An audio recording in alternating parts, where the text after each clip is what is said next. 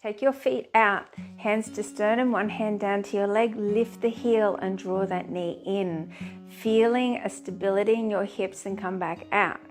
Let's move to the other side, lift the heel, take the knee in, try and stay nice and tall and take the leg out. Bring both feet together, hands to knees into rotations, but keep the sternum up, come back the other way. We're going to go high to the toes, lift up nice and high, back to your heels, and see if you can bring the hands back to your sternum, lift your toes back nice and flat. Go into a tall balancing posture, foot flexed to mobilize the feet, knees come back down and lift up to the other side. Allow yourself to step one foot out, take a nice stretch over and to the other side. Take a stretch all the way over to the other side.